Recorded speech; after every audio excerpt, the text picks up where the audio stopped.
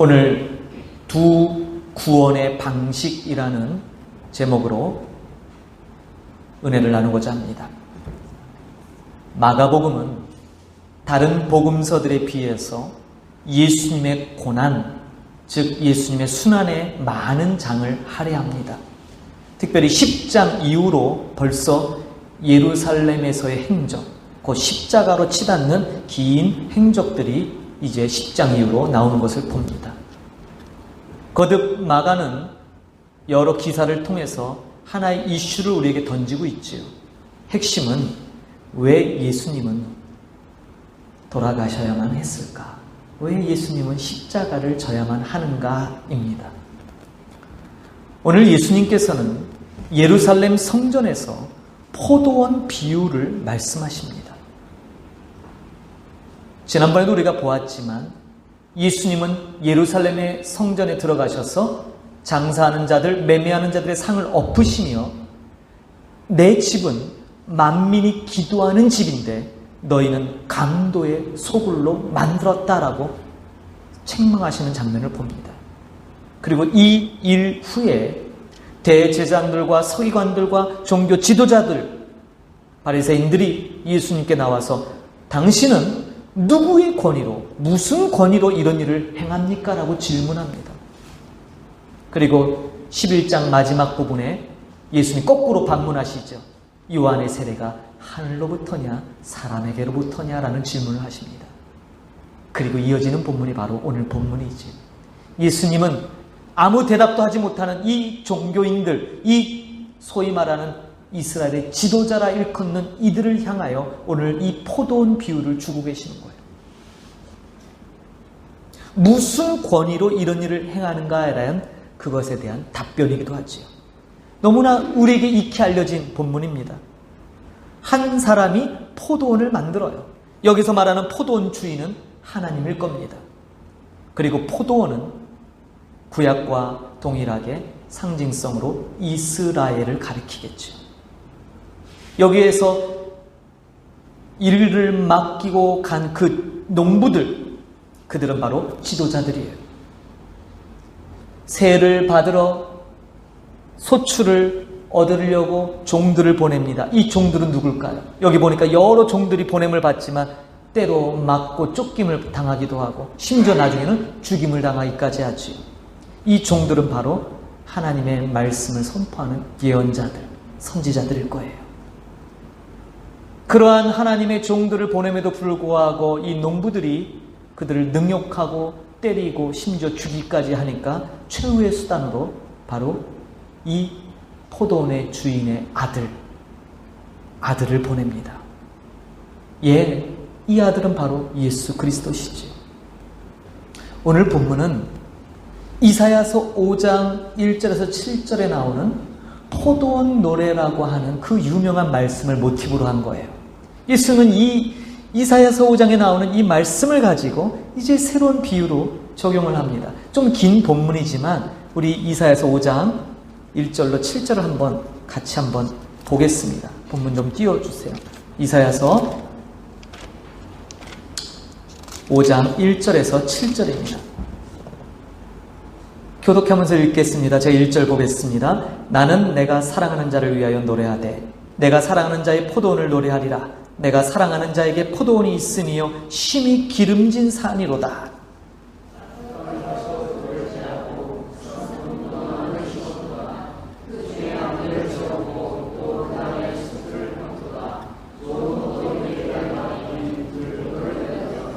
예루살렘 주민과 유다 사람들아 구하노니 이제 나와 내 포도원 사이에서 사리를 판단하라.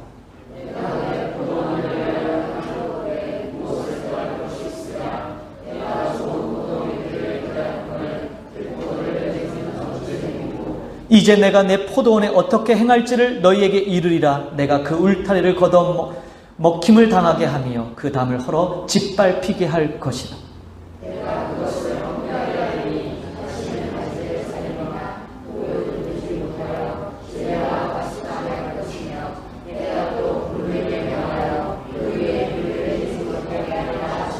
함께 할까요? 무릇 만군의 여호와의 포도원은 이스라엘 족속이요 그가 기뻐하시는 나무는 유다 사람이라. 그들에게 정의를 바라셨더니 도리어 포악이요 그들에게 공의를 바라셨더니 도리어 부르짖음이었도다. 아멘. 예, 예수님께서는 오늘 종교 지도자들이라고 일컫는 대제사장들, 서기관들, 바리새인들을 향하여 바로 이 이사야 선지사에 있었던 이 5장의 이 포도원 노래, 하나님의 절절한 그 마음의 표현, 이것을 모티브로 비유의 말씀을 우리에게 주고 계세요. 하나님이 원하셨던 건 정의, 공의래요. 이웃을 사랑하며 압제하지 않고 가난한 자들을 돌보며 그렇게 하나님의 법을 따라 그렇게 사는 것, 그것을 원하셨건만 이스라엘은 그렇지 못했다는 거예요. 포악을 행했대요. 극상품 포도를 원했더니 먹지도 못할 들포도를 맺어 버렸다라는 거예요. 그래서 이 농부는 그 울타리를 헐어버리고 그 포도밭이 짓밟히도록 그렇게 하시겠다라는 말씀이었죠. 자, 다시 오늘 본문으로 돌아와서 이러한 말씀을 주시면서 이제 6절을 보겠습니다. 6절 보니까 이제 한 사람이 남았으니 곧 그가 사랑하는 아들이라 최후로 이를 보내며 이르되 내 아들은 존대하리라 하였더니. 자, 여기 포도원 주인의 아들이 누구냐? 사랑하는 아들이래요.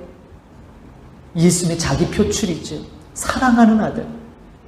다시 말해서 지금 대제사장들과 서기관들과 바리새인들이 당신은 누구의 권위로 이런 일을 행합니까? 라고 물었잖아요. 그거에 대한 답이에요. 사랑하는 아들이에요. 예수님의 권위의 출처가 바로 하나님이시죠. 그런데 아이러니하게도 예수님의 권위의 출처가 드러나면 예수는 죽게 돼요. 이 비유의 내용처럼. 권위의 논쟁은 단순히 예수님과 종교 지도자들의 대립 정도가 아니었어요.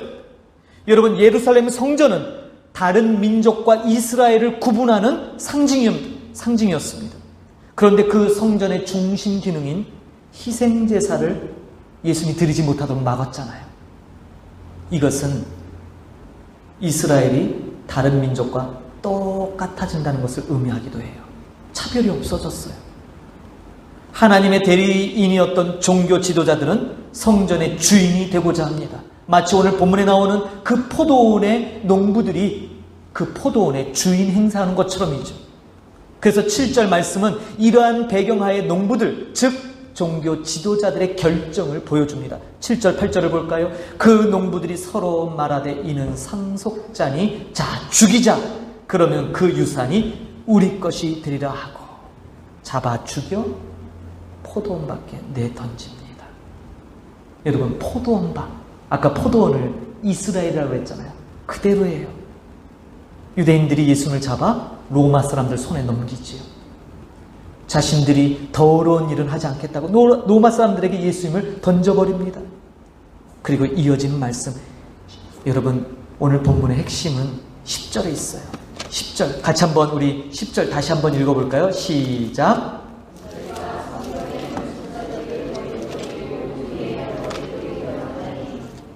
아멘.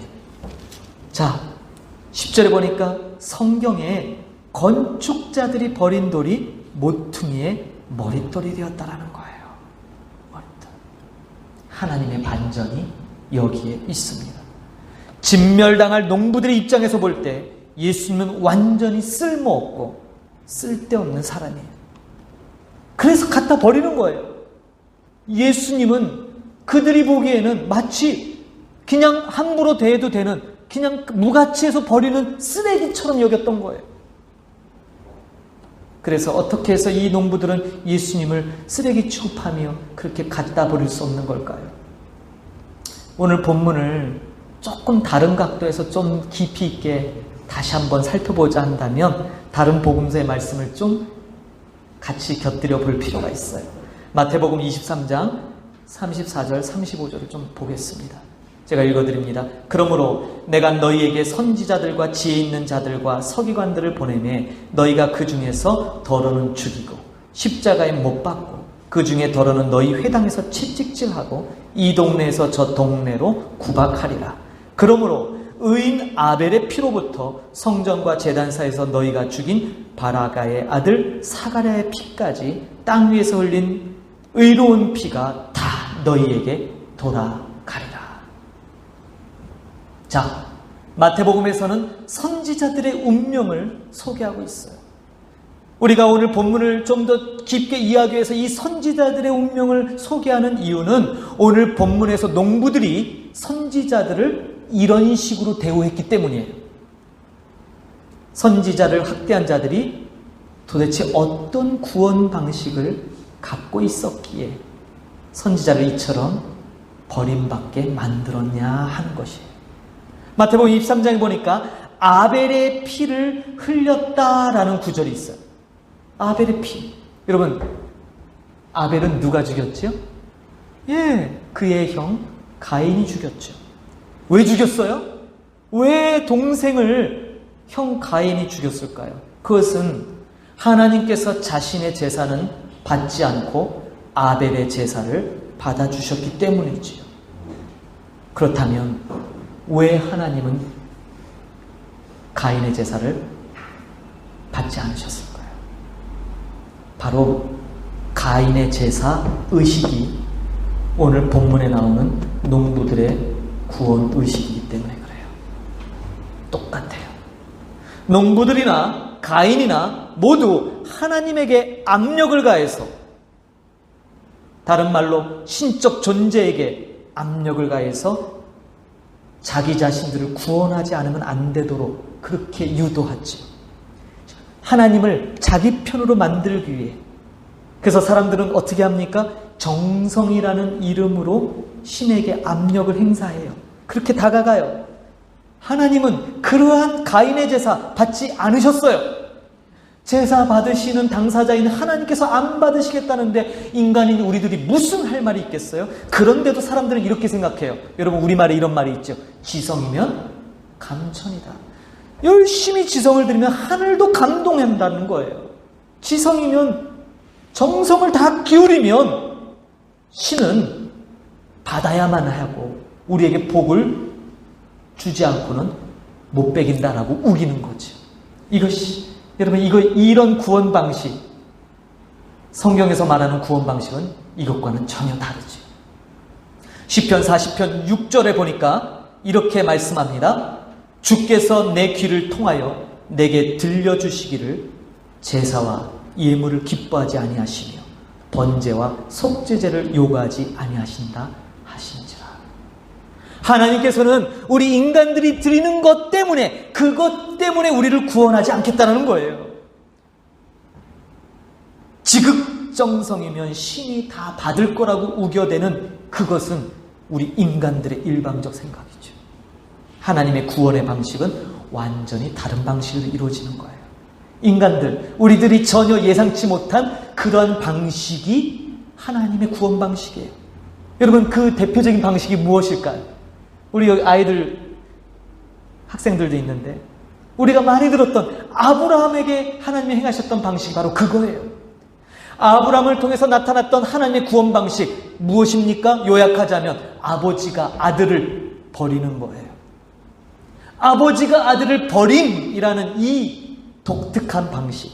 아브라함은 백세 얻은 이 사랑하는 아들 이삭을 하나님의 명령하에 번제로 바치라는 그러한 명령을 받습니다. 어떻게 합니까? 많은 고민과 갈등을 했지만 결국 그는 그 하나님의 말씀에 순종해서 아들 이삭을 제단에 눕혀 결박하고 죽이려고 합니다. 왜?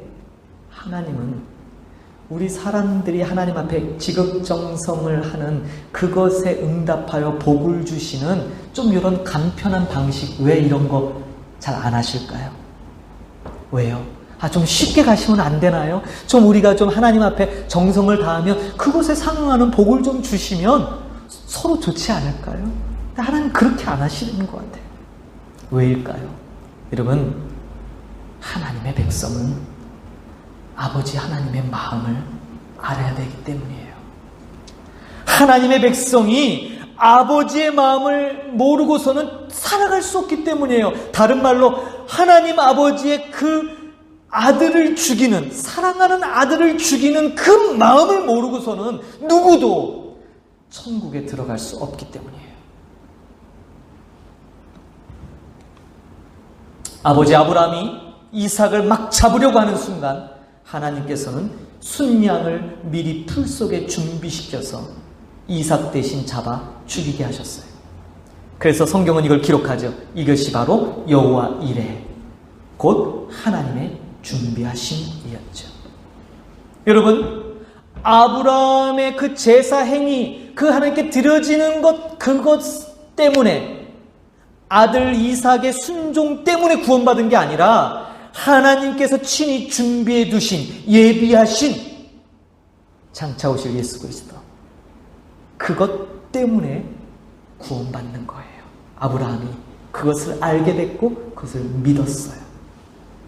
여기서 우리는 인간들과 하나님의 구원 방식이 완전히 다르다는 것을 깨닫게 돼요. 인간들이, 우리들이, 사람들이 원하고 있는 구원의 방식과 구원의 틀은 하나님께서 절대 용납지 않으세요. 오늘 본문의 농부들은 자신들이 열심히 밭을 일굽니다. 자신들의 행위로 포도원을 이루었다라고 생각해요. 그래서 그 포도원의 소유권을 자기 자신들에게 돌리려고 주인 행세합니다. 바로 이것이 우리 인간들의 구원 방식이에요. 이 속에 구원이 있을 수 없는 이유는 아버지의 아들을 버리시는 정신이 이 속에 없기 때문이에요. 그저 각자의 노고, 수고, 정성, 이것만이 드러날 뿐이거든요. 하나님의 구원 방식은 오늘 본문 10절에 나온 것처럼 건축자들이 쓸모없다 여기서 버린 돌을 하나님께서 다시 주우셔서 건물의 가장 중요한 주춧돌, 모퉁이 돌이 되게 하시는 것입니다. 극단적인 예로 사람들은 쓰레기 취급해서 버렸지만 하나님께서는 그 쓰레기같이 취급받은 것을 건물의 가장 중요한 모퉁이 돌이 되게 하셨다라는 것이에요. 그리고 오직 이것을 깨닫고 죽게 나오는 자에게 은혜 베푸시겠다 약속하셨습니다. 할렐루야! 이게 하나님의 구원의 방식이에요. 은혜 아니면 살아갈 수 없는 존재들, 그것이 바로 우리들이지요. 늘 구원의 주도권에 대한 우리의 주장들 무엇입니까? 이만큼 했으니까 좀 복 주셔도 되지 않아요? 그래도 내가 이 정도로 헌신했는데 이 정도쯤은 좀 내가 취하도 되지 않을까요? 라는 사상들. 포도원의 농부들이 열심히 포도원 울타리를 가꾸며 포도원을 일궜어요. 주인이 맡긴 것을 오는데 망각해버리고 이것이 마치 자신들 것냥, 자신들이 주인인 것냥 착각해버렸어요. 그것에 응당 소유해도 당연할 것처럼 여겼고, 그러한 생각하에 주인이 보내는 종들을 능욕하기 시작했고, 종국에는 그것을 굳히기 위해서 주인의 아들까지 죽여버리는 것이죠. 인간의 구원 방식은 이렇게 하나님 앞에 전면 도전하며 반역하는 거예요. 사랑하는 성도 여러분, 아직도 우리 안에 이만큼 했으니까, 이 정도쯤은 혹시 이런 마음이 우리에게 있다면 오늘 이 말씀 앞에 참된 구원의 방식을 깨달음으로써 돌이키는 그런 은혜가 있기를 소망합니다. 똑같은 버림인데 건축자들의 버림과 하나님의 버림은 전혀 달랐어요. 그리고 그 차이는 영원한 생명에 있는 것입니다. 오늘 이 말씀 앞에 하나님의 구원 방식에 감사하십시다. 우리 인간의 지혜가 아닌 이 하나님의 놀라운 구원의 방식을 통해서 오늘 우리에게 다시금 말씀합니다. 여러분, 때로 우리가 예수 그리스도를 믿고 우리의 행할 바를 하지 말자는 게 아니에요. 그런 거 다 쓸데없으니 오직 십자가만 붙듭시다, 이러한 천편일률적인 말이 아니라 응당 우리가 이 하나님의 은혜의 중심점에 대해서 다시 한번 명확하게 생각하자라는 것이에요. 그러므로 혹여 우리 마음속에도 이 포도원 농부들과 같은 그러한 우리들의 구원의 방식의 개념들이 꿈틀거리거든 오늘 이 말씀을 기억하시고 오직 하나님의 구원 방식에 다시 초점이 맞춰서 진정한 은혜의 삶 속에 하나님이 기뻐하시는 삶의 자리에 나아가는 저와 여러분이 되기를 간절히 소망합니다. 결단 찬양 함께 부르겠습니다. 그래서 오늘 우리가 늘 부르는 찬양이지만 오늘 이 말씀을 생각하며 가사의 내용을 우리 마음에 새기면서 불렀으면 좋겠어요. 오직 예수뿐이네. 은혜 아니면 찬양 같이 드리겠습니다. 함께 일어나서 결단 찬양합니다.